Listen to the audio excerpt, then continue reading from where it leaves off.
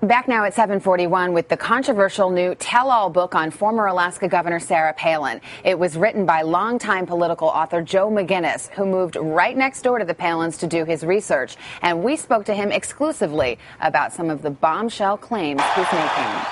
From the moment she stepped onto the political stage, Sarah Palin has been a force. They say the difference between a hockey mom and a pit bull? Lipstick. Self-styled Mama Grizzly. You no doubt don't want to mess with moms who are rising up. Reality TV star. Dang it!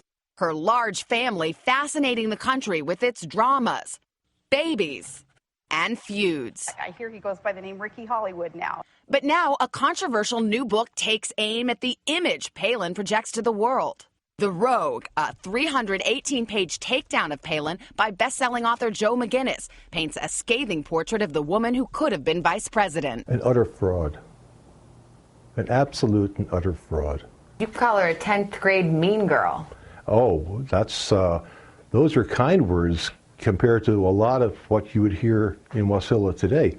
The thing that I found, Savannah, that really surprised me was that the people who know her best like her least. McGinniss spent 4 months in Alaska. Claims he spoke to approximately 200 people, a mix of Palin's old associates, acquaintances, and former friends. But his book was causing controversy before he wrote even one word. She had a problem with you living next door. Well, she did, and I don't know why she did, because... Really? You don't know why? I really don't. McGinniss says it was just happenstance that the woman who owns the property next door to the Palins in Wasilla offered to rent her house to him for the summer while he did his research. Palin revealed who her new neighbor was on Facebook, writing, "Wonder what kind of material he'll gather while overlooking Piper's bedroom, my little garden, and the family's swimming hole," and on her reality show. And Piper whispered to me as we were coming up the lawn, "Mom, that neighbor's out there. He's watching us. He's watching us."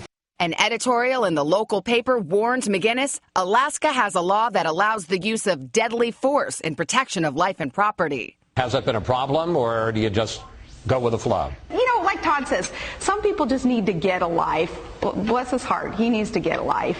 I was surprised at Sarah's reaction, but it taught me something very interesting. She overreacts. She has no modulation in her responses to stress. In other words, she freaks out. McGinniss insists he was not there to spy and that anything he learned about the Palins from living next door did not go into the book. But the experience becomes a huge part of the story. You really became a character in the book. Well, Sarah made me a character. She's a phenomenon. I said that to Todd when he came tromping across my lawn to confront me about living next door. He said, "Why are you writing about her anyway?" I said, "Well, Todd, I've been writing about politics since 1968. Your wife is a phenomenon. There's been no one like her in American politics before, no one who's come from nowhere to get so far." In a statement to NBC News, Todd Palin writes that McGinniss is a man who, quote, traffics in innuendo and falsehoods and spent the last year interviewing marginal figures with an axe to grind in order to churn out a hit piece to satisfy his own creepy obsession with my wife. But McGinniss says talking to those who knew Palin convinces him there is much less than meets the eye. He accuses the famed hockey mom of using her children as props and reports she was not much of a mother at all. People who've known that family for the entire period of time that those children were growing up told me in ways that I found very believable that Sarah Palin was virtually non-existent as a mother. McGinniss describes a rocky Palin marriage, with Todd and Sarah fighting incessantly and threatening divorce, something they've denied in the past. Another bombshell, McGinniss writes that both Todd and Sarah have used cocaine in the past, a claim that has not been verified. How do you substantiate something like that? Well, you talk to somebody who snorted it with her. And you talk to many of Todd's friends who describe him as having been on the end of the straw frequently in his youth.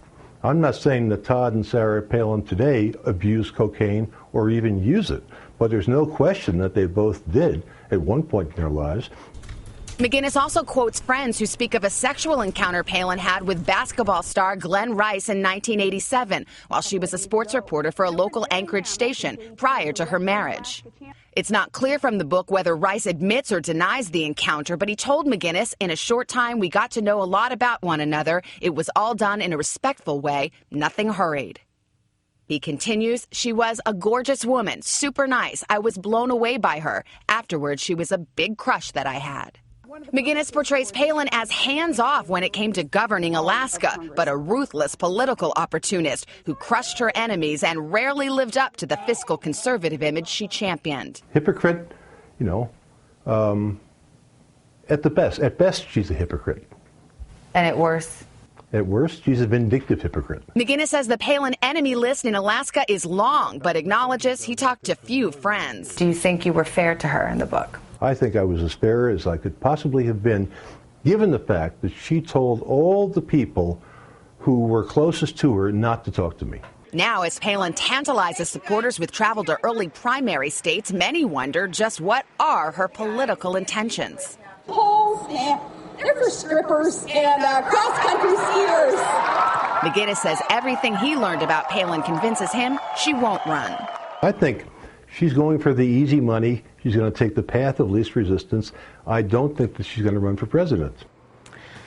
Well, in his statement to NBC News, Todd Palin says that former members of Sarah Palin's administration interviewed for a separate magazine story said the author Joe McGinniss was, quote, the most disingenuous and intellectually dishonest writer they'd had ever dealt with. And Palin went on to say, quote, I'd ask the fathers and husbands of America to consider our privacy when one summer day I found this guy on the deck of the rental property just 18 feet away next door to us, staring like a creep at my wife while she mowed the lawn in her shorts. Well, you can read Todd Palin's entire statement to NBC on our website, today.com.